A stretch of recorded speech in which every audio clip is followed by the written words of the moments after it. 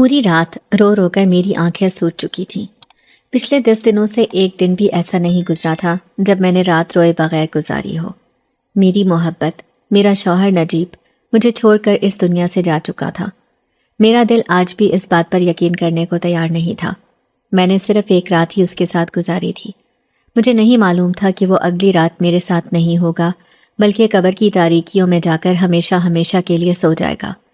میرے ساتھ میرے ماں باپ بھی بہت دکھی اور افسردہ تھے۔ میرے باپ کی تو کمر ٹوٹ چکی تھی۔ انہوں نے میری شادی کے لیے بہت زیادہ قرض لیا تھا۔ ابھی تو مجھے اپنی زندگی کی خوشیوں کو دیکھنا بھی نصیب نہیں ہوا تھا کہ مجھ پر اتنا بڑا غم آن پڑا۔ کسی کو بھی یقین نہیں آ رہا تھا کہ میرے ساتھ ایسا ہو سکتا ہے۔ مجھے تو سب بہت خوش قسمت سمجھتے تھے۔ میں اپنی سوچوں میں گم تھی کہ اچانک مجھے ایسا لگا جیسے میرے کمرے میں کوئی چل رہا ہو۔ میں نے چونک کر ادھر ادھر دیکھا مگر مجھے کوئی نظر نہ آیا، لیکن میری چھٹی حس کسی کی موجودگی کو محسوس کر رہی تھی، جیسے کوئی اندیکھا وجود میرے آس پاس گزر رہا ہو۔ میں کبھی سامنے کی طرف دیکھتی اور کبھی پیچھے کی طرف، مگر مجھے کوئی نظر نہیں آ رہا تھا۔ میں نے اپنا وہم سمجھ کر نظر انداز کرنے کی کوشش کی۔ اچانک میرے کمرے میں اماں کھانا لے کر آ گئیں۔ انہوں نے بہت پیار سے میرے سر پر ہاتھ پھیرا اور مجھے کہا کہ میں کھانا کھا لوں۔ اماں کو دیکھتے ہی ایک بار پھر میری آنکھوں سے آنسوؤں کی برسات ہونے لگی۔ اماں نے مجھے سینے سے لگایا اور کہنے لگیں، بیٹا دیکھو، جانے والے کے ساتھ مرا نہیں جاتا۔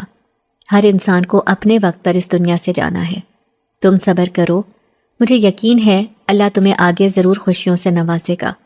اللہ بڑا رحیم ہے۔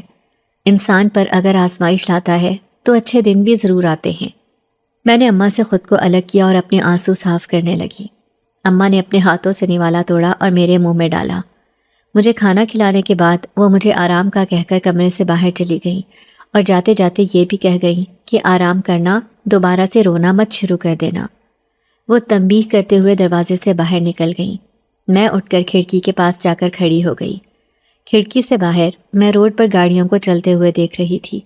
میں اپنا دھیان بٹانے کی کوشش کرنے لگی۔ اچانک میری نظر ایک آدمی پر پڑی۔ مجھے یوں لگ رہا تھا جیسے وہ میرا شوہر نجیب ہو، مگر وہ یہاں کیسے آ سکتا تھا؟ اسے تو مرے 10 دن ہو چکے تھے اور میں نے اپنی آنکھوں سے اس کی لاش دیکھی تھی۔ اگر میں نے اس کی لاش نہ دیکھی ہوتی تو شاید میں اسے سچ سمجھتی۔ میرا بہت دل کیا میں نیچے جاؤں اور جا کر دیکھوں کہ وہ کون لڑکا ہے جو بالکل میرے شوہر کی طرح لگ رہا ہے، مگر میں ابھی عدت میں تھی۔ یوں باہر نکل کر اسے دیکھنا کچھ مناسب نہیں تھا۔ اچانک اس لڑکے نے میری خواہش پوری کر دی اور وہ اوپر میری طرف دیکھنے لگا، مگر وہ کوئی اور نوجوان تھا۔ اس کی آنکھوں میں سے تیز روشنی نکلنے لگی۔ مجھے کیوں محسوس ہوا جیسے وہ روشنی نکل کر میری آنکھوں کے اندر چلی گئی ہو۔ وہ بہت پراسرار مسکراہٹ کے ساتھ مسکرانے لگا۔ اسے دیکھ کر مجھے یوں گمان ہو رہا تھا جیسے میں نے اسے پہلے بھی کہیں دیکھا ہے، مگر کہاں دیکھا تھا یہ میرے ذہن میں نہیں آ رہا تھا۔ آج کل تو ویسے بھی اپنے شوہر کے غم سے مجھے فرصت نہیں ملتی تھی۔ میں کسی اور چیز کے بارے میں تو سوچ بھی نہیں سکتی تھی۔ مجھے نہیں معلوم تھا کہ باہر کیا ہو رہا ہے۔ میں ہر چیز سے لا تعلق ہو چکی تھی، جیسے میرا تعلق ہی اس دنیا سے ٹوٹ چکا ہو۔ میرے سسرال والوں نے تو مجھے اسی دن گھر سے باہر نکال دیا تھا جس دن میرے شوہر کی وفات ہوئی۔ انہوں نے تو مجھے اتنا بھی حق نہ دیا کہ میں اپنی عدت وہاں مکمل کر لیتی۔ بے سر و سامانی کی حالت میں انہوں نے مجھے گھر سے باہر نکال دیا۔ میرا غم بھی اتنا ہی بڑا تھا جتنا ان لوگوں کا تھا۔ میں تو صرف ایک رات کی دلہن تھی اور میرے ساتھ کیا حادثہ پیش آ گیا۔ میری اور نجیب کی شادی پسند کی ہوئی تھی۔ ہم دونوں یونیورسٹی میں ایک ساتھ پڑھتے تھے۔ شروع میں مجھے نجیب پر بہت غصہ آتا تھا کیونکہ وہ کلاس میں ہر بندے پر کمنٹس پاس کرتا، خاص طور پر جب ٹیچرز لیکچر دے رہے ہوتے تو وہ کوئی نہ کوئی ایسی بات کر دیتا جس کی وجہ سے کلاس میں سب کو ہنسی آ جاتی۔ لیکن مجھے نہ جانے کیوں اس سے بے حد چڑ تھی۔ وہ کافی دفعہ مجھ سے بات کرنے کی کوشش کر چکا تھا لیکن میں نے اسے کبھی لفٹ نہیں کروائی تھی۔ مجھے ہمیشہ سے یہی لگتا تھا کہ لڑکے بہت فلرٹی ہوتے ہیں، یہ کبھی سچی محبت کر ہی نہیں سکتے ہیں۔ میں نے اپنے ارد گرد جتنی بھی لڑکیوں کو دیکھا تھا وہ سب محبت کرنے کے بعد کسی دیوداس کی طرح اجڑی لگتیں۔ لڑکے ان کے ساتھ چند دن گزارتے اور اس کے بعد انہیں چھوڑ کر چلے جاتے۔ اس لیے میں ایسی چیزوں سے بہت احتیاط کرتی تھی۔ مجھے اچھی طرح معلوم تھا کہ میرے ماں باپ نے مجھے یونیورسٹی میں پڑھنے کے لیے بھیجا ہے۔ وہ بہت مشکل کے ساتھ میرے تعلیمی اخراجات کو برداشت کر رہے تھے۔ میرے ماں اور باپ ہم لوگوں کو پالنے کے لیے انتھک محنت کرتے تھے۔ میں نہیں چاہتی تھی کہ میں انہیں مایوس کروں۔ میں پڑھ لکھ کر ایک کامیاب عورت بننا چاہتی تھی تاکہ گھر والوں کی مدد کر سکوں۔ مجھے بہت شوق تھا میں پیسے کماؤں اور اپنے ماں باپ کو عمرے پر بھیجوں۔ میری ماں کی دلی خواہش تھی کہ وہ اللہ کا گھر دیکھے اور میں ان کی خواہش سے بخوبی واقف تھی۔ ایک دفعہ کلاس کے کسی پروجیکٹ میں سر نے مجھے اور نجیب کو ایک ساتھ ایڈ کر دیا۔ میں نے سر سے کہا بھی کہ وہ مجھے کسی لڑکی کے ساتھ ایڈ کریں، لیکن انہوں نے میری بات کو ماننے سے انکار کر دیا اور کہا کہ ہمارے یہاں پر گروپس میل اور فیمیل کو مرج کر کے بنائے جاتے ہیں، کیونکہ کل کو پروفیشنل لیول میں آپ کے ساتھ لڑکے بھی ہوں گے۔ اگر پہلے ہی آپ کو ان کے ساتھ کام کرنے کی عادت ہوگی تو پروفیشنل لائف میں آپ کو کبھی بھی مشکل کا سامنا نہیں کرنا پڑے گا۔ میں نہ چاہتے ہوئے بھی اس کے ساتھ کام کرنے پر مجبور ہو گئی۔ ایک دن وہ اور میں لائبریری میں بیٹھ کر پروجیکٹ کو ڈسکس کر رہے تھے۔ اچانک میں نے محسوس کیا جیسے وہ بار بار میری طرف دیکھ رہا ہے، لیکن جب میں اس کی طرف دیکھتی تو وہ اپنی نگاہیں رجسٹر کی طرف کر لیتا۔ پہلے تو مجھے لگا جیسے یہ میرا وہم ہے، لیکن 5 سے 6 مرتبہ جب مجھے ایسا محسوس ہوا تو میرا دل کیا میں ہاتھ میں پکڑا رجسٹر اس کے سر پر دے ماروں، لیکن ہمارے علاوہ بھی لائبریری میں کافی لوگ تھے۔ میں ایسا کچھ بھی کر کے اپنا اور اس کا تماشا نہیں بنوانا چاہتی تھی۔ میں نے بہت مشکل کے ساتھ اپنے غصے کو کنٹرول کیا اور اپنا فوکس پڑھائی کی طرف کرنے کی کوشش کی۔ اس نے بھی شاید میرا غصہ بھانپ لیا۔ دوبارہ اس نے ایسی حرکت کرنے کی کوشش نہیں کی، بلکہ خاموشی کے ساتھ میرے ساتھ پروجیکٹ کو ڈسکس کرتا رہا۔ ہم اہم پوائنٹس بھی نوٹ کرتے جا رہے تھے۔ وہ کلاس میں سب کے ساتھ مذاق کرتا تھا، لیکن اس کی اتنی ہمت نہیں تھی کہ وہ میری طرف کوئی کمنٹس پاس کرتا۔ میں نے اپنی کلاس میں کسی بھی لڑکے کو اپنے ساتھ فری نہیں کیا تھا۔ کام کی بات کے علاوہ کبھی کسی لڑکے کو مخاطب نہیں کرتی تھی، اسی لیے سب مجھ سے ڈرتے تھے۔ آہستہ آہستہ میری نجیب کے ساتھ دوستی ہونے لگی۔ مجھے پتہ ہی نہ چلا، نہ جانے کب میں اسے پسند کرنے لگی۔ یہ پسندیدگی دونوں طرف سے تھی، مگر کبھی کبھی مجھے یقین نہیں آتا تھا کہ میں نجیب جیسے انسان کو پسند کر سکتی تھی۔ مجھے ایسے مذاق کرنے والے لڑکے کبھی بھی پسند نہیں تھے۔ مجھے تو بہت سنجیدہ اور سوبر سے لوگ اٹریکٹ کرتے تھے۔ نجیب میرے آئیڈیل کے بالکل الٹ تھا، مگر اس کے باوجود بھی ہمارے درمیان محبت پروان چڑھنے لگی۔ ایک دن میں کلاس میں بیٹھی ہوئی تھی کہ وہ میرے پاس آیا اور مجھے کہنے لگا کہ وہ مجھ سے کوئی ضروری بات کرنا چاہتا ہے۔ میں نے اس کی طرف سوالیہ نظروں سے دیکھا اور کہا کہ وہ جو بھی بات کرنا چاہتا ہے یہاں کلاس روم میں کرے، مگر اس نے انکار کر دیا۔ وہ بولا کہ میں صرف چند منٹ کے لیے اس کے ساتھ باہر چلوں۔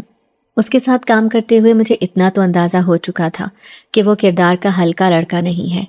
وہ دوسروں پر کمنٹ ضرور پاس کرتا ہے اور ہنسی مذاق بھی کرتا ہے، لیکن وہ اپنی حدود کو بھی اچھی طرح جانتا ہے۔ اس نے آج تک میرا ہاتھ پکڑنے کی بھی کوشش نہیں کی تھی۔ میں خاموشی کے ساتھ اٹھی اور اس کے ساتھ چلنے لگی۔ وہ میرا شکریہ ادا کر رہا تھا کہ میں نے اس پر بھروسہ کیا۔ میں نے اپنے سر کو ہلکا سا ہلایا اور مسکرا کر دوسری طرف دیکھنے لگی۔ چلتے چلتے ہم لوگ یونیورسٹی سے باہر نکل آئے اور قریب ہی ایک ریسٹورانٹ میں آ گئے۔ اس نے کافی کا آرڈر دیا، اس کے بعد اپنی پاکٹ سے ایک خوبصورت ڈبی نکال لی۔ میری آنکھوں کے سامنے اس نے ڈبی کو کھولا اور اس میں ایک خوبصورت رنگ جگمگا رہی تھی۔ یہ سب دیکھ کر میرا دل دھک دھک کرنے لگا۔ مجھے اس بات کی بالکل بھی توقع نہیں تھی کہ وہ یوں اس طرح ریسٹورانٹ میں مجھے اتنے لوگوں کے سامنے پروپوز کرے گا۔ میں نے ارد گرد نگاہیں دوڑائیں تو کوئی بھی ہماری جانب متوجہ نہیں تھا۔ سب لوگ اپنی اپنی باتوں میں مگن تھے اور وہ میری جانب محبت پاش نظروں سے دیکھنے لگا اور بولا، میں نے یہ انگوٹھی خاص تمہارے لیے خریدی ہے۔ میں چاہتا تھا جس دن میں تم سے اپنی محبت کا اظہار کروں اس دن اپنے ہاتھوں سے یہ انگوٹھی تمہیں پہناؤں۔ میں دل کی گہرائیوں سے تم سے شدید محبت کرتا ہوں اور اپنی ساری زندگی تمہارے ساتھ بتانا چاہتا ہوں۔ جب سے تم میری زندگی میں آئی ہو میں نے ہر دن اور ہر رات صرف تمہیں سوچا ہے۔ ہر لمحہ میرا دل چاہتا ہے میں بس تمہیں ہی دیکھتا رہوں، اور میں یہ انگوٹھی اپنے ہاتھوں سے تمہیں پہنانا چاہتا ہوں۔ کیا مجھے اجازت ہے کہ میں تمہارے ان خوبصورت ہاتھوں میں یہ انگوٹھی اپنے ہاتھوں سے پہناؤں؟ اس نے جب یہ الفاظ ادا کیے تو مجھے واضح طور پر محسوس ہوا کہ اس کے الفاظ اور لہجے میں میرے لیے کس قدر محبت بھری ہوئی ہے۔ میرے چہرے پر خوبصورت رنگ بکھر کر رہ گئے۔ نہ چاہتے ہوئے بھی میں اپنے چہرے کے تاثرات اس سے نہ چھپا پائی۔ ایک شرمگی مسکراہٹ میرے چہرے پر پھیل گئی۔ میں نے دھڑکتے دل کے ساتھ اپنا ہاتھ آگے کیا تاکہ وہ انگوٹھی پہنا سکے۔ وہ بے حد خوش ہوا۔ اس نے جلدی جلدی انگوٹھی میرے ہاتھ میں پہنائی۔ میں نے فوراً ہاتھ پیچھے کیا اور اس انگوٹھی کو دیکھنے لگی جو میرے ہاتھوں میں بے حد خوبصورت لگ رہی تھی۔ اس کی آنکھوں کی چمک بے حد بڑھ چکی تھی۔ وہ اپنی چمکتی ہوئی آنکھوں کے ساتھ مجھے دیکھنے لگا۔ آج مجھے اس کا دیکھنا بالکل بھی برا نہیں لگ رہا تھا۔ خوشی ہم دونوں کے چہروں پر پھیلتی ہوئی نظر آ رہی تھی۔ وہ ایک جاندار مسکراہٹ لیے مجھے دیکھ رہا تھا۔ کچھ وقت گزارنے کے بعد ہم گھر کی طرف چلے گئے۔ کچھ عرصے تک ہماری پڑھائی مکمل ہونے والی تھی۔ میرا ارادہ جاب کرنے کا تھا، مگر اماں ابا میری شادی کرنا چاہتے تھے۔ دوسری طرف نجیب کو بھی شادی کی بے حد جلدی تھی۔ اس کے باپ کا چلتا ہوا کاروبار تھا۔ اس نے شادی کے بعد اسے ہی سنبھالنا تھا، اس لیے اسے جاب کی کوئی ٹینشن نہیں تھی۔ وہ جلد سے جلد شادی کر کے اپنا گھر بسانا چاہتا تھا۔ اس نے بہت مشکل سے اپنے گھر والوں کو میرے ساتھ شادی پر راضی کیا تھا۔ اس کے گھر والے اس کی کسی خالہ زاد کے ساتھ شادی کرنا چاہتے تھے، مگر میں نجیب کی زندگی میں آ گئی۔ اس نے اپنے گھر والوں کو منا لیا اور میرے گھر رشتہ بھیج دیا۔ میری شادی کی تاریخ طے ہو چکی تھی۔ میں بہت کچھ کرنا چاہتی تھی، مگر حالات نے پلٹا کھایا اور مجھے شادی کرنی پڑی۔ ابا نے میری شادی کے لیے کافی قرضہ لیا تھا۔ میں بہت خوش تھی۔ پہلے ہی میں نے نجیب کے ساتھ اس بات کو طے کر لیا تھا کہ میں شادی کے بعد جاب کروں گی اور اپنے ماں باپ کو مالی طور پر سپورٹ کروں گی۔ میں اپنے اماں اور ابا کو ہر صورت میں عمرہ کروانا چاہتی تھی، لیکن پہلے میری یہی خواہش تھی کہ میں قرضہ اتارنے میں ان کی مدد کروں۔ نجیب نے مجھ سے وعدہ کیا تھا کہ وہ شادی کے بعد مجھے جاب کی اجازت ضرور دے گا۔ شادی کی تیاریوں میں کافی دن لگ گئے اور وہ دن بھی آ گیا جس دن میں دلہن بنی۔ دلہن بن کر میں نظر لگ جانے کی حد تک خوبصورت لگ رہی تھی۔ مجھے یقین ہی نہیں آ رہا تھا کہ آج میں اور نجیب ایک ہونے والے ہیں۔ میں رخصت ہو کر نجیب کے گھر آ گئی۔ نجیب نے کمرہ بہت ہی خوبصورت سا سجایا ہوا تھا۔ ہر طرف پھولوں کی پتیوں سے سجاوٹ کی گئی تھی۔ جگہ جگہ کینڈلز روشن تھی۔ بہت ہی خوابناک ماحول تھا۔ میرے چہرے سے مسکراہٹ ہی نہیں ہٹ رہی تھی۔ وہ بھی مجھے پا کر بہت سرشار تھا۔ وہ میرا ہاتھ پکڑ کر مجھے کمرے کے اندر لے کر گیا۔ میں سہج سہج کر قدم اٹھاتی اندر آئی۔ جو ہی میں کمرے کے اندر داخل ہوئی، میرے اوپر پھولوں کی بارش ہونے لگی۔ میری مسکراہٹ مزید گہری ہو گئی۔ نجیب نے بھی میری جانب دیکھا۔ وہ شاید میرے رد عمل کا اندازہ لگانے کی کوشش کر رہا تھا۔ میری آنکھوں میں موجود چمک اور میرے چہرے پر گہری ہوتی مسکراہٹ اسے سب بتا رہی تھی کہ میں اس وقت کیسا محسوس کر رہی ہوں۔ پوری رات ہم دونوں ایک دوسرے کے ساتھ محبت کا اظہار کرتے رہے۔ ہم نے ایک دوسرے کے ساتھ جینے مرنے کے وعدے کیے تھے۔ زندگی بھر ایک دوسرے کا ساتھ نبھانے کی قسمیں کھائی تھیں۔ اس نے منہ دکھائی میں مجھے خوبصورت کنگن دیے۔ وہ خوبصورت رات ایسے ہی بیت گئی۔ اگلے دن نجیب کسی کام کے سلسلے میں گھر سے باہر نکلا اور کافی دیر تک واپس نہ آیا۔ سب گھر والے پریشان ہو گئے۔ اسے ڈھونڈنے کی کوشش کی گئی۔ اچانک معلوم ہوا کہ کوئی اسے گولیاں مار کر جا چکا ہے۔ اس کی لاش لاوارثوں کی طرح سڑک پر پڑی ہوئی تھی۔ اس کے والیٹ اور فون کو کوئی چوری کر کے لے جا چکا تھا۔ ہم انسان اتنے ظالم اور بے حس ہو چکے ہیں کہ ایک لاش کی چیزیں چراتے ہوئے بھی ہمیں کوئی شرم اور حیا نہیں آتی۔ کسی کو بھی امید نہیں تھی کہ اپنی شادی کے اگلے دن وہ یوں اس طرح مارا جائے گا۔ اس کی خون میں لت پت لاش ہمارے گھر آئی۔ جب یہ خبر میرے کانوں میں پڑی تو میرا دماغ بھگ سے اڑ گیا۔ مجھے یوں لگا جیسے آسمان میرے سر کے اوپر گر گیا ہو۔ میں دل پر ہاتھ رکھے وہیں نیچے بیٹھتی چلی گئی۔ میری تو دنیا ہی اندھیر ہو چکی تھی۔ میرے ذہن میں کل کے منظر گھومنے لگے جب وہ مجھے ہاتھ پکڑ کر کمرے میں لے کر جا رہا تھا۔ اس کے بعد کس طرح اس نے پوری رات مجھ سے وعدے کیے تھے۔ وہ تو میرے ساتھ جینے مرنے کی قسم کھا چکا تھا۔ اب وہ کیسے مجھے یوں اکیلے اور تنہا چھوڑ کر چلا گیا؟ کیا اسے بالکل بھی خیال نہیں آیا کہ اس کے بغیر میں اس دنیا میں اکیلے کیا کروں گی؟ کیا وہ اپنے تمام وعدے بھول گیا؟ صدمے کے مارے میری آواز بند ہو کر رہ گئی۔ میرا دل چاہ رہا تھا کہ میں چیخوں اور چلاؤں، ساری دنیا کو بتاؤں کہ دیکھو میرا کتنا بڑا نقصان ہو گیا ہے۔ میں ایک رات کی دلہن تھی اور اگلے دن بیوہ ہو گئی۔ مجھے یوں لگ رہا تھا جیسے میری سانس ابھی بند ہو جائے گی۔ آنسوؤں کا گولا میرے سینے میں اٹک چکا تھا۔ میری آنکھیں دھندلانے لگیں۔ میں نیچے زمین پر بیٹھ چکی تھی اور میں نے اپنا سر پیچھے دیوار کے ساتھ ٹکا دیا۔ میرے اندر اتنی ہمت بھی نہیں تھی کہ میں اٹھتی اور جا کر اپنے شوہر کی لاش کو دیکھتی۔ ایک زندہ چلتا پھرتا وجود جو ابھی کل میرے ساتھ باتیں کر رہا تھا، آج یوں خون میں لت پت زندہ لاش کی صورت میں پڑا ہوا تھا۔ سب لوگ دھاڑے مار مار کر رو رہے تھے۔ میں نے بہت مشکل کے ساتھ اپنی ہمت کو جمع کیا اور اٹھ کھڑی ہوئی۔ اپنے کانپتے وجود کے ساتھ میں باہر آئی اور اس کی لاش کو دیکھنے کی کوشش کی، مگر میری ساس نے واویلا شروع کر دیا۔ اس نے مجھے دھکے دینے شروع کر دیے اور کہا کہ تم انتہائی منحوس لڑکی ہو۔ تمہارے منحوس قدم میرے گھر میں پڑتے ہی دیکھو میرا خوشیوں بھرا گھر اجڑ گیا۔ وہ 2 ہاتھ اپنے سینے پر مارتی اور اونچی اونچی آواز میں رونے لگ جاتی۔ ہائے میرا جوان بیٹا اس چڑیل نے مار دیا، یہ پچھل پیری میرے بیٹے کو کھا گئی، اگر مرنا ہی تھا تو مر جاتی، تو میرے بیٹے کی تجھ سے جان چھوٹ جاتی۔ میں تو پہلے ہی تجھے اپنی بہو بنانے کے حق میں نہیں تھی، نہ جانے کون سا جادو تم نے میرے بیٹے پر کیا ہوا تھا جو وہ تمہارے علاوہ کسی اور لڑکی سے شادی کرنا ہی نہیں چاہتا تھا۔ تم آج زندہ نہ ہوتی تو میرے بیٹے کی زندگی میں تمہارے منحوس قدم نہ پڑتے اور آج میرا بیٹا زندہ ہوتا۔ وہ دوپٹہ پکڑ کر اپنے منہ کے آگے رکھ کر اونچی آواز میں رونے لگی۔ مجھے میرے شوہر کا چہرہ بھی دیکھنے نہ دیا اور دھکے مار کر گھر سے باہر نکال دیا۔ میں وہیں باہر گھر کے دروازے کے پاس بیٹھ گئی۔ میرے اندر اتنی ہمت نہیں تھی کہ میں اس وقت کہیں اور چلی جاتی، نہ ہی میرا دماغ کام کر رہا تھا۔ جب جنازے کا وقت ہوا تو رونے کی آوازیں مزید تیز ہو گئیں۔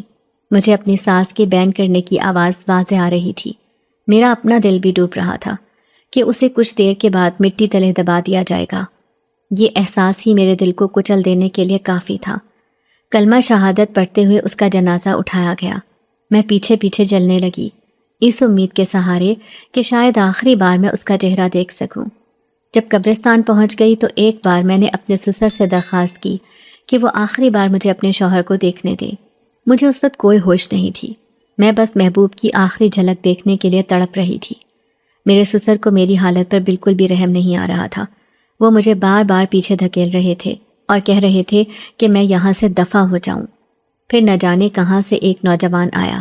اس کے چہرے پر کچھ عجیب سی چمک تھی، یوں لگ رہا تھا جیسے کوئی بہت باروب شخصیت ہو۔ اس نے بہت روبدار انداز سے میرے سسر کو کہا کہ اس لڑکی کو اپنے شوہر کی آخری جھلک دیکھنے کی اجازت دیں، یہ اس کا حق ہے، اسے اس کے حق سے محروم مت کریں۔ اس کی آواز میں نہ جانے کیسا دبدبا تھا۔ میرے سسر کو نہ چاہتے ہوئے بھی اسے اجازت دینی پڑی، جیسے وہ اس کے جادو میں آ گئے ہوں۔ مجھے میرے شوہر کا چہرہ دکھا دیا گیا۔ اسے چونکہ گولیاں مار کر قتل کیا گیا تھا، اس لیے اس کا چہرہ زخموں سے خالی تھا۔ یوں لگ رہا تھا جیسے وہ بہت سکون کی نیند سویا ہو۔ میرا دل چاہ رہا تھا کہ میں اسے کہوں کہ وہ اٹھ جائے اور یوں مجھے چھوڑ کر نہ جائے، مگر ایسا ممکن نہیں تھا۔ وہ تو ابدی نیند سو رہا تھا، اب کوئی آواز اسے نہیں اٹھا سکتی تھی۔ وہ تو مجھے کہتا تھا کہ تم رویا مت کرو، تمہارے آنسو مجھے تکلیف دیتے ہیں۔ آج تو میرے آنسو رکنے کا نام ہی نہیں لے رہے تھے، مگر اب تو وہ انہیں دیکھنے کی صلاحیت سے بھی محروم ہو چکا تھا۔ پھر اسے دفنا دیا گیا۔ میں قبرستان کے اندر ہی رہی۔ جب تمام لوگ چلے گئے تو میں کچھ دیر تک اس کی قبر کے پاس کھڑی رہی۔ میرا دل ہی نہیں چاہ رہا تھا کہ میں یہاں سے جاؤں۔ نہ جانے مجھے کیا ہوا کہ اچانک ہی میں لہرا کر نیچے گر گئی۔ مجھے ایک زوردار چکر آیا تھا جس کی وجہ سے میں اپنا توازن برقرار نہ رکھ سکی اور نیچے ڈھہ گئی۔ اچانک کوئی میری طرف بھاگتا ہوا آیا اور اس نے مجھے سہارا دے کر اٹھایا۔ میری نظر اس انسان پر پڑی تو وہ وہی نوجوان تھا جس کی وجہ سے میرے سسر نے آخری بار مجھے شوہر کا چہرہ دیکھنے کی اجازت دی تھی۔ اس وقت میری حالت ایسی نہیں تھی کہ میں اس کا شکریہ ادا کر سکتی۔ میں تو اپنے جسم کا بوجھ اٹھانے سے بھی آری تھی۔ اس نے مجھے سہارا دے کر گاڑی میں بٹھایا اور مجھے میرے گھر تک چھوڑ گیا۔ مجھے یہ بھی نہیں معلوم تھا کہ وہ میرے گھر کا راستہ کیسے جانتا تھا۔ میں تو ہوش و حواس سے بیگانہ تھی۔ میرے ذہن میں اس وقت صرف اور صرف نجیب کا خیال تھا۔ میں بہت ہی غمزدہ تھی۔ آج میرا ولیمہ تھا، لیکن میرا گھر شادی والے گھر سے ماتم والے گھر میں بدل گیا۔ میرے وہم و گمان میں بھی نہیں تھا کہ میرا ولیمے والا دن میرے شوہر کے جنازے والا دن بن جائے گا۔ میرے گھر والوں تک ابھی یہ خبر نہیں پہنچی تھی، لیکن جب میں یوں گھر میں داخل ہوئی تو میری ماں میری حالت دیکھ کر دہل گئی۔ ان کے ذہن میں بے شمار خدشات نے جنم لے لیا۔ ان کا ہاتھ سیدھا اپنے دل پر چلا گیا۔ میں بڑی خاموشی کے ساتھ زندہ لاش کی مانند گھر میں داخل ہوئی تھی۔ اماں نے مجھے دونوں بازوؤں سے پکڑ کر جھنجھوڑ ڈالا، لیکن میرے منہ سے کچھ بھی نہیں نکل رہا تھا۔ اماں نے اونچی اونچی آوازیں دے کر ابا کو بلایا۔ وہ بھی پریشان سے بھاگے بھاگے آئے کہ نہ جانے گھر میں کیا ہو گیا۔ میں تو انہیں کچھ بھی بتا نہ پائی۔ نہ جانے انہیں کیسے معلوم ہو گیا کہ نجیب کی موت واقع ہو چکی ہے۔ میرے ساس اور سسر ہم لوگوں کا منہ بھی نہیں دیکھنا چاہتے تھے۔ میرے اماں اور ابا وہاں پر افسوس کی نیت سے گئے، مگر انہوں نے انہیں گھر کے اندر داخل نہ ہونے دیا۔ ہمارے گھر کا ماحول بھی افسردگی کی چادر میں لپٹ گیا۔ مجھے صبر ہی نہیں آ رہا تھا، میں تو سب کچھ چھوڑ بیٹھی تھی۔ یوں لگ رہا تھا کہ جیسے زندگی میں کچھ باقی نہیں رہا۔ نہ جانے وہ کون لوگ تھے جو میرے شوہر کو مار کر چلے گئے تھے۔ میرا رابطہ اپنے سسرال والوں سے ان 10 دنوں میں ایک بار بھی نہ ہوا، نہ ہی ہمیں یہ وجہ پتہ چل سکی کہ اسے مارنے والے کون لوگ تھے۔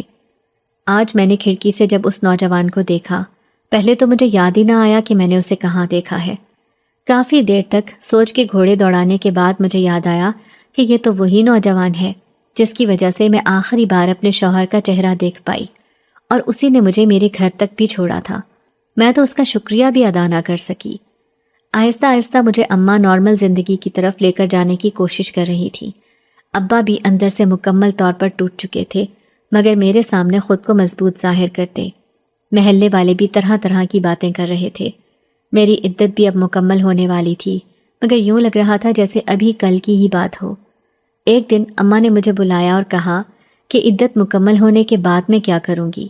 وہ میری دوسری شادی کرنے کا ارادہ کر رہی تھی، لیکن میں نے انہیں صاف منع کر دیا کہ میں ابھی نجیب کے علاوہ کسی اور انسان کے بارے میں ہرگز بھی نہیں سوچ سکتی۔ یہ بے وفائی ہوگی، اور میں نجیب کے ساتھ بے وفائی کرنے کے بارے میں سوچ بھی نہیں سکتی۔ میری بات سن کر اماں نے بہت مشکل سے خود پر ضبط کیا اور بولی، وہ اب مر چکا ہے، اس کے مرنے کے بعد اب تم آزاد ہو۔ تم چاہو تو اکیلے بھی زندگی بسر کر سکتی ہو، اور اگر چاہو تو کسی اور انسان کے ساتھ بھی شادی کر کے اپنی زندگی کو آگے بڑھا سکتی ہو۔ وہ اب اس دنیا سے جا چکا ہے، اسے کوئی فرق نہیں پڑتا کہ تم کیا کر رہی ہو۔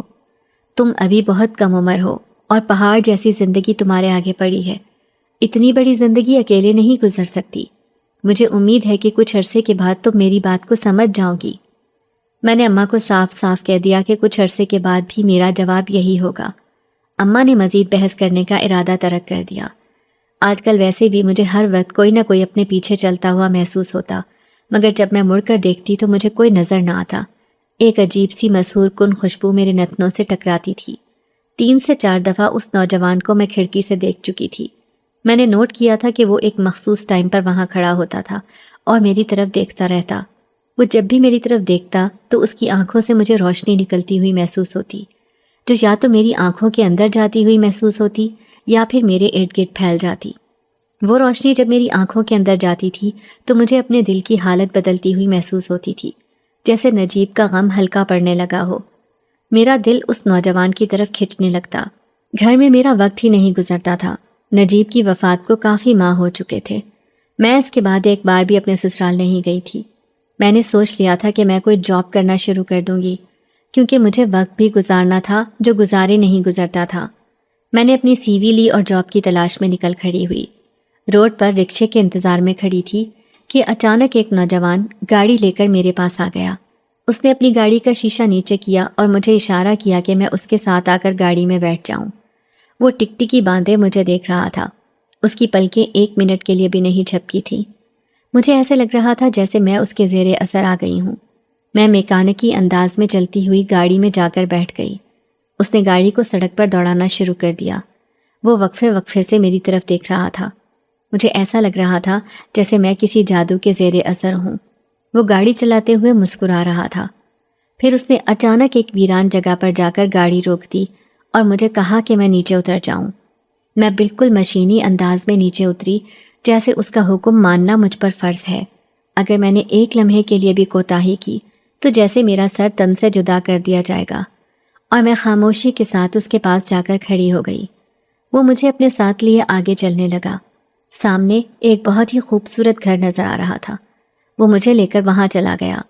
جب میں اندر داخل ہوئی تو وہ گھر کسی محل سے کم نہیں لگ رہا تھا۔ مغلیہ انداز کا فرنیچر نظر آ رہا تھا، جیسے وہ کسی شاہی خاندان کا محل ہو۔ میں بہت حیرت سے ادھر ادھر دیکھ رہی تھی۔ محل کی چکا چوندھ مجھے حیران کرنے لگی۔ میں نے اس کی طرف سوالیہ نظروں سے دیکھا کہ وہ مجھے یہاں پر کیوں لے کر آیا ہے۔ وہ بولا کہ وہ مجھے اس گھر میں اپنی رانی بنا کر رکھنا چاہتا ہے۔ میں نے ناسمجھی سے اس کی طرف دیکھا۔ وہ میرے ساتھ یہاں رہنا چاہتا تھا۔ جب سے اس نے مجھے دیکھا ہے وہ اپنا دل مجھ پر ہار بیٹھا ہے اور وہ ہر صورت مجھے اپنانا چاہتا ہے۔ مجھے یہ سب باتیں سن کر بہت عجیب لگا، کیونکہ میں تو صرف اپنے شوہر نجیب کے ساتھ زندگی گزارنے کے خواب دیکھتی آئی تھی، اور وہ خواب ایک دن کے لیے حقیقت میں بھی بدلا تھا۔ اس کی باتیں سن کر میرا غم تازہ ہونے لگا تھا۔ میرا دل اپنے شوہر کی یاد میں تڑپنے لگا، میری آنکھیں نم ہونے لگیں۔ اس نے جب آنسوؤں کو میری آنکھوں میں اترتے دیکھا تو اس نے اپنی انگلی کی پور سے میرے آنسو صاف کیے اور بہت پیار سے مجھے کرسی پر بٹھایا۔ وہ کہنے لگا کہ تم اپنے ماضی کو ایک خوفناک خواب سمجھ کر بھول جاؤ اور اپنی زندگی میں آگے بڑھو۔ میں تم سے بے حد محبت کرتا ہوں اور میں تمہیں زندگی کی تمام خوشیوں سے نوازوں گا۔ میں نے اس کے ہاتھوں کو ایک جھٹکے سے پیچھے کیا اور کھڑی ہو گئی اور غصے سے اسے کہنے لگی کہ اس نے سوچ بھی کیسے لیا کہ میں اپنے شوہر کے علاوہ کسی اور کا بھی تصور کر سکتی ہوں۔ بہتر یہی ہوگا کہ وہ اپنے دل سے میرے خیال کو نکال دے۔ میں کسی صورت اس سے شادی نہیں کروں گی۔ یہ سنتے ہی وہ غصے میں آ گیا۔ وہ شاید ایسی توقع نہیں کر رہا تھا کہ میں صاف صاف اسے انکار کر دوں گی۔ اس کی آنکھوں میں مجھے لہو اترتا ہوا محسوس ہوا۔ سرخ انگارہ آنکھیں میرا دل دہلانے لگی اور ان کی تپش مجھے جھلسانے لگی۔ مجھے صحیح معنوں میں اپنا ہاتھ جلتا ہوا محسوس ہونے لگا۔ اس نے زوردار مکہ کرسی کو مارا اور وہ اڑتی ہوئی دور جا کر گری، جیسے کسی نے اسے اٹھا کر دوسری طرف دے مارا ہو۔ اس کے اندر اتنی طاقت دیکھ کر میں ڈر گئی۔ یوں لگ رہا تھا جیسے اس کے اندر 10 آدمیوں کی طاقت آ گئی ہو۔ اس کا غصہ دیکھ کر میں اندر ہی اندر خوف زدہ تھی۔ میرا دل بہت گھبرانے لگا۔ مجھے اپنے جسم پر ہلکی ہلکی کپکپاہٹ محسوس ہو رہی تھی۔ میرے ماتھے پر ہلکے ہلکے پسینے کے قطرے نمودار ہونے لگے۔ دل بہت پریشان ہو اٹھا۔ پھر اس نے اپنے ایک ہاتھ کے اشارے سے ہر چیز کو تہس نہس کر دیا۔ میری آنکھوں کے سامنے چیزیں اڑتی ہوئی جا رہی تھیں اور میں ہاتھ منہ پر رکھے یہ سب دیکھ رہی تھی، جیسے یہ کسی ہارر مووی کا سین ہو اور جو میری آنکھوں کے سامنے آ رہا ہو، جیسے کسی ہارر مووی کا سین میری آنکھوں کے سامنے آ رہا ہو۔ پھر ایک دم اس نے ٹیبل پر پڑا ہوا گلاس اٹھایا اور اسے اپنے ہاتھوں کے ساتھ توڑ کر پھینک دیا۔ وہ کسی مضبوط دھات کا بنا ہوا گلاس تھا جو ہاتھ سے تو کبھی بھی نہیں توڑا جا سکتا تھا، جسے اس نے میری آنکھوں کے سامنے ایک لمحے میں توڑ کر پھینک دیا۔ اس کے 2 حصے ہو چکے تھے۔ مجھے اپنی بصارت پر یقین نہ آیا کہ یہ میری آنکھیں کیا دیکھ رہی ہیں۔ اسے میری حالت پر بھی ترس نہیں آ رہا تھا۔ میرا دل چاہا میں وہاں سے بھاگ جاؤں، لیکن میرے پاؤں ایک قدم بھی نہیں بڑھ پا رہے تھے۔ کچھ دیر کے بعد جب اس کا غصہ ٹھنڈا ہوا تو وہ نارمل حالت میں آ گیا۔ میں ڈرے سہمے انداز میں کھڑی اس کی طرف دیکھ رہی تھی۔ میرے انداز میں بے چارگی صاف نظر آ رہی تھی۔ اسے شاید میری حالت پر رحم آ گیا۔ اس نے مجھے کہا کہ میں اس کے پیچھے آؤں، وہ مجھے میرے گھر تک چھوڑ دے گا۔ میرے اندر ہمت نہیں تھی کہ میں اس سے پوچھتی کہ ابھی جو منظر میری آنکھوں نے دیکھا ہے کیا وہ سب حقیقت تھا یا پھر میں کوئی خواب دیکھ رہی تھی، مگر میں اپنے منہ سے ایک لفظ بھی نہ نکال پائی۔ اس کے چہرے پر بے حد سنجیدگی چھائی ہوئی تھی۔ اس نے ایک دفعہ بھی میری طرف نہ دیکھا۔ وہ جس انداز سے گاڑی کو ڈرائیو کر رہا تھا، یوں لگ رہا تھا جیسے ہم لوگ اڑ رہے ہوں۔ اس نے مجھے گھر پر اتارا۔ میں فوراً گھر کے اندر بھاگی اور اپنے کمرے میں جا کر دم لیا۔ ایک دم بیڈ پر بیٹھ گئی اور لمبے لمبے گہرے سانس لینے لگی۔ میں نے خود کو اس واقعے کے اثر سے باہر نکالنے کی کوشش کی، مگر شام تک میرے ذہن سے وہ واقعہ نہیں نکل رہا تھا۔ 3 سے 4 دن کے بعد میں آہستہ آہستہ اپنی نارمل حالت میں واپس آنے لگی۔ اب تو میں نے کھڑکی کے پاس کھڑے ہو کر نیچے جھانکنا بھی چھوڑ دیا تھا کہ کہیں وہ نوجوان مجھے دوبارہ نظر نہ آ جائے۔ میں اس سے بہت خوفزدہ ہو چکی تھی۔ میں نہیں چاہتی تھی کہ میرا سامنا اس سے ہو۔ ایک دن میں فجر کی نماز کے بعد چھت پر چلی گئی تاکہ تازہ ہوا میں سکون کا سانس لے سکوں۔ میں ہلکی ہلکی واک کر رہی تھی، تبھی مجھے یوں لگا جیسے میرے پیچھے وہ آ رہا ہے۔ میں نے پیچھے مڑ کر دیکھا تو وہی نوجوان کھڑا تھا۔ میں یہ دیکھ کر حیرت سے بوکھلا دی کہ وہ میری چھت پر کیا کر رہا ہے۔ وہ اب بھی ٹکٹکی باندھے مجھے دیکھ رہا تھا۔ وہ پلکیں نہیں جھپکاتا تھا۔ میرے منہ سے بے اختیار نکل گیا، تم یہاں پر کیسے آئے؟ اس نے اپنی خوبصورت اور بھاری مردانہ آواز میں مجھے کہا، میں کہیں بھی آ جا سکتا ہوں، کوئی چیز میری راہ میں رکاوٹ نہیں بنتی۔ سورج نمودار ہونا شروع ہو چکا تھا۔ ہلکی ہلکی روشنی رات کے اندھیروں کو کم کرنے لگی۔ مجھے اس کی بات مکمل طور پر سمجھ نہ آئی۔ میں نے اس سے دوبارہ پوچھا کہ وہ مجھے صاف صاف بتائے کہ وہ یہاں کیسے آ گیا۔ مجھے اس کی پہیلیوں کی سمجھ نہیں آتی۔ ایک پراسرار مسکراہٹ نے اسے دبوچ لیا۔ میری نظروں کے سامنے اس کی آنکھوں سے شعلے نکلے اور سامنے موجود دیوار سے ٹکرا کر غائب ہو گئے۔ میں نے اپنے حیرت سے وال لبوں کے آگے ہاتھ رکھا۔ اس نے ہاتھ کے اشارے سے میرے سامنے نظر آتے درخت کو دور سے اکھاڑ کر نیچے پھینک دیا۔ میرے گھر کے سامنے ایک خالی جگہ تھی جہاں پر یہ درخت لگا ہوا تھا، جسے اس نے انگلی کے اشارے سے اکھاڑ پھینکا۔ میرے چہرے کے تاثرات دیکھ کر وہ محظوظ ہونے لگا، جیسے اسے مجھے حیران کرنے میں بہت مزہ آ رہا ہو۔ اس کے بعد وہ میرے سامنے آ کر کھڑا ہو گیا۔ اس کے وجود سے بھی ایک تپش محسوس ہو رہی تھی۔ اپنی بجلی جیسی چمکتی آنکھوں سے اس نے میری طرف دیکھا اور اپنی مخصوص مسکراہٹ کے ساتھ مسکرایا اور بولا، میرا تعلق جنات کے شاہی خاندان سے ہے۔ میں نے جب سے تمہیں دیکھا ہے میں تمہارا دیوانہ ہو چکا ہوں۔ جس دن تمہارا شوہر اس دنیا سے چلا گیا تھا اور تم قبرستان میں اس کا آخری بار دیدار کرنے کے لیے تڑپ رہی تھی، تب میں وہاں سے گزر رہا تھا۔ اچانک میری نظر تم پر پڑی۔ تمہیں دیکھتے ہی میں اپنا دل تم پر ہار بیٹھا۔ میں ہر صورت تمہیں حاصل کرنا چاہتا ہوں۔ مجھے انکار بالکل بھی پسند نہیں، اسی لیے دوبارہ مجھے نہ کہنے کی کوشش مت کرنا، ورنہ میں سب کچھ بھسم کر دوں گا۔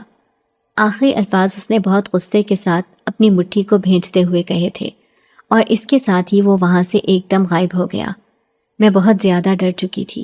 میں نیچے بھاگ آئی، جلدی سے کچن میں جا کر ایک گلاس پانی پیا اور اپنے تیز تیز دھڑکتے دل کی دھڑکن کو قابو کرنے کی کوشش کرنے لگی، مگر میرا دل تھا کہ سنبھل ہی نہیں پا رہا تھا۔ بہت دیر کے بعد جا کر میری دھڑکن نارمل ہوئی۔ میں عجیب صورتحال میں گھر چکی تھی۔ میں کبھی کسی اور کا تصور بھی کرنے کو تیار نہیں تھی، اور اب یہ جنزادہ میرے پیچھے پڑ چکا تھا۔ میں نے سوچا کہ میں کسی کو اس جنزادے کے بارے میں بتا دوں، لیکن اچانک میرے ذہن میں اس کا غصہ گھومنے لگا۔ میں بہت کنفیوز ہو چکی تھی۔ کیا مجھے کسی کو اس بارے میں بتانا چاہیے یا نہیں؟ میں سوچ سوچ کر پاگل ہونے لگی۔ میری کنپٹیوں میں شدید درد اٹھنے لگا۔ تھک ہار کر میں نے اپنے ذہن کو آزاد چھوڑ دیا۔ ہر وقت سوچ سوچ کر میں نڈھال ہو چکی تھی۔ ایک دن شدید بخار نے مجھے دبوچ لیا۔ اماں میرے سر پر پٹیاں کرنے لگیں۔ وہ ٹھنڈے پانی میں کپڑے کو بھگو کر کافی دیر تک میرا بخار کم کرنے کی کوشش کرتی رہی تھی، مگر بخار اترنے کا نام ہی نہیں لے رہا تھا۔ اماں نے بہت مشکل کے ساتھ مجھے دوا کھلائی۔ میرے اندر اتنی ہمت بھی نہیں ہو رہی تھی کہ میں اٹھ کر بیٹھ جاتی۔ بہت مشکل کے ساتھ تکیے کا سہارا لے کر دوائی لی اور فوراً ہی لیٹ گئی۔ کچھ دیر بعد میں غنودگی میں جا چکی تھی۔ اچانک مجھے یوں لگا جیسے کوئی میرے پاس آ کر بیٹھ گیا ہو اور اس نے اپنا ہاتھ میرے ماتھے پر رکھا ہو۔ میں نیند میں ادھر ادھر اپنا سر مار رہی تھی۔ نہ جانے اس نے میرے ماتھے پر کچھ لگایا کہ آہستہ آہستہ مجھے نیند کے اندر ہی یہ محسوس ہو رہا تھا جیسے بخار کی تپش کم ہو رہی ہو، ورنہ تو دوائی بھی مجھ پر اثر نہیں کر رہی تھی۔ دوائی لینے کے بعد بھی میں بخار میں تپ رہی تھی۔ بخار کسی صورت کم نہیں ہو رہا تھا، لیکن جو ہی اس نے میرے ماتھے پر کچھ لگایا میرا بخار کم ہونے لگا۔ کچھ دیر کے بعد میری آنکھ کھل گئی۔ میں نے دیکھا کہ وہ جن زادہ میرے پاس قریب ہی بیٹھا ہوا تھا۔ میں چونک کر اٹھی اور بیٹھ گئی۔ ہمیشہ کی طرح ایک پراسرار مسکراہٹ اس کے چہرے پر در آئی۔ وہ اپنی چمکدار آنکھوں کے ساتھ مجھے دیکھنے لگا۔ میرے پاس جنات کی ایک خاص قسم کی جڑی بوٹی تھی جسے اگر ماتھے پر لگائیں تو بخار کم ہونے لگتا ہے۔ وہی تمہارے ماتھے پر لگا رہا تھا۔ تم تکلیف میں تڑپ رہی تھی اور میں یہ برداشت نہیں کر سکتا کہ تمہیں کوئی معمولی سا کانٹا بھی چھو جائے۔ میں نے اپنی خشک ہونٹوں پر زبان پھیری اور اسے کہا کہ اگر وہ سچ میں مجھ سے محبت کرتا ہے تو پھر وہ مجھے خوفزدہ کیوں کرتا ہے؟ اس نے کہا کہ وہ مجھے خوفزدہ نہیں کرنا چاہتا، لیکن جب میں اس سے الگ ہونے کی بات کرتی ہوں یا اس کی محبت کو درخور اعتنا نہیں سمجھتی تو اسے غصہ آ جاتا ہے۔ وہ مجھے اپنی زندگی سے دور جاتا ہوا نہیں دیکھ سکتا۔ میرا بہت دل کیا کہ میں اس سے اپنے شوہر کے قتل کے بارے میں پوچھوں۔ میں نے ہمت کی اور میں نے اپنی سوچ کو لفظوں کا روپ دے دیا اور اس سے کہا کہ ایک بار مجھے میرے شوہر کے قاتلوں کے بارے میں بتا دے، میں ان سب کو اپنے ہاتھوں سے مار ڈالوں گی۔ اس نے کہا کہ وہ مجھے معلوم کر کے بتا سکتا ہے، مگر بدلے میں اسے کیا ملے گا؟ میں نے اس سے کہا کہ وہ جو مانگے گا میں اسے دوں گی۔ اس نے مجھے کہا کہ اگر میں اس کے ساتھ کوئی بھی وعدہ کروں تو اسے پورا کروں۔ میں نے اسے بھرپور یقین دلانے کی کوشش کی۔ اس نے مجھے ان قاتلوں کے بارے میں بتایا کہ قاتل میرے شوہر کے خاندانی دشمن تھے۔ صدیوں پرانی دشمنی چلی آ رہی تھی جو اب بہت شدت اختیار کر گئی تھی۔ انہوں نے غصے میں آ کر میرے شوہر کو گولیاں ماری اور فرار ہو گئے۔ یہ سنتے ہی میرے تن بدن میں آگ لگ گئی۔ میں نے اس جنزادے کو کہا کہ میں اپنے ہاتھوں سے اپنے شوہر کے قاتلوں کو مارنا چاہتی ہوں۔ اگر وہ میری مدد کرے تو میں اپنے کیے گئے تمام وعدوں کو نبھاؤں گی۔ میں بہت زیادہ جوش میں آ گئی۔ میرا بس نہیں چل رہا تھا کہ میں اٹھ کر ان سب لوگوں کو گولیوں سے بھون ڈالوں۔ اس نے کہا کہ وہ اگلے دن مجھے اس قاتل کے گھر لے کر جائے گا۔ مجھے لے کر جانے سے پہلے اس نے اس قاتل کو خوب ڈرایا۔ وہ تقریباً 3 لوگ تھے جنہوں نے میرے شوہر کو مار ڈالا تھا۔ میں باری باری ان تینوں کو مزہ چکھانا چاہتی تھی اور جنزادے کے بغیر یہ ممکن نہیں تھا۔ وہ ایک قاتل کے گھر گیا اور اس کے کانوں میں سرگوشیاں کرنی شروع کر دی تاکہ اسے تنگ کر سکے۔ سرگوشیوں کی آوازیں اس قاتل کو آ رہی تھیں۔ آنکھیں پھاڑے وہ ادھر ادھر دیکھ رہا تھا مگر اسے کوئی نظر نہ آیا۔ اچانک اس کے کمرے کا دروازہ بند ہو گیا۔ ایک سایہ اس کی نظروں کے سامنے چلتا ہوا آیا اور ایک زوردار تھپڑ اس کے منہ پر دے مارا۔ وہ سایہ اسے نظر تو نہیں آ رہا تھا، بس اس کا ہلکا سا عکس محسوس ہو رہا تھا۔ تھپڑ پڑتے ہی وہ اپنے گال پر ہاتھ رکھے ادھر ادھر کسی نادیدہ چیز کو دیکھنے کی کوشش کر رہا تھا مگر کسی کو بھی نہیں دیکھ پایا۔ اچانک اس کے پورے گھر کی لائٹس آف ہو گئی۔ ہر چیز اندھیرے میں ڈوب گئی۔ اسے اندھیرے میں کچھ بھی دکھائی نہیں دے رہا تھا۔ اچانک اس کے منہ پر 2 سے 3 تھپڑ دوبارہ پڑے۔ گرتا پڑتا کمرے سے باہر نکلنے کے لیے وہ دروازہ کھولنے کی کوشش کر رہا تھا مگر اس کی ساری جدوجہد بیکار گئی۔ وہ اپنے گھر میں موجود دوسرے لوگوں کو آواز دینے لگا مگر کوئی بھی اس کی پکار سن کر نہیں آ رہا تھا، یوں جیسے کسی کو اس کی آواز ہی نہ جا رہی ہو۔ اچانک جنزادے نے اس کو گردن سے پکڑا اور اوپر اٹھا لیا۔ وہ خوف سے چیخ رہا تھا، پھر ایک دم اس نے اسے زمین پر پٹخ دیا۔ وہ اندھیرے میں کچھ بھی نہیں دیکھ پا رہا تھا۔ اچانک جنزادے نے اس کے گھر کی روشنیوں کو دوبارہ آن کیا۔ خود اس کے سامنے ایک خوفناک جن کی شکل اختیار کر لی۔ اس کے چہرے سے خون ٹپک رہا تھا اور بال بے حد لمبے تھے۔ ایک آنکھ مکمل وائٹ تھی اور دوسری آنکھ میں سے آگ نکلتی ہوئی محسوس ہو رہی تھی۔ اس کے نوکیلے ناخن کسی چاقو کی طرح لگ رہے تھے، جیسے وہ کسی کو ابھی چیر پھاڑ دینے کی طاقت رکھتے ہوں۔ جنزادے نے اس قاتل کو گریبان سے پکڑا اور لے کر وہاں سے غائب ہو گیا۔ اس نے اسے قبرستان میں لے جا کر پھینک دیا۔ قبرستان اس وقت مکمل تاریکی میں ڈوبا ہوا تھا اور دور دور سے کسی جھینگروں کی آواز بھی سنائی دے رہی تھی۔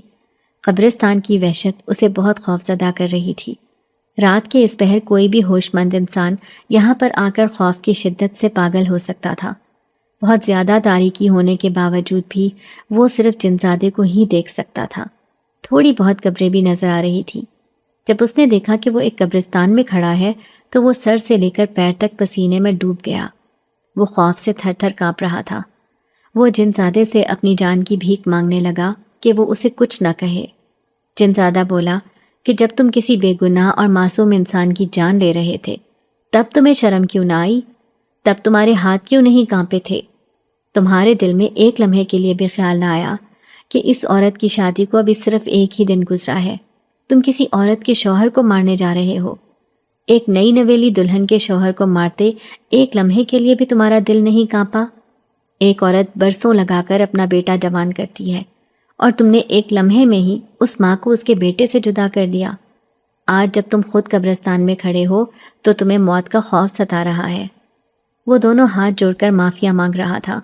جنزادے نے میری خواہش کے مطابق مجھے بھی میرے گھر سے لیا اور یہاں پر لا کھڑا کیا۔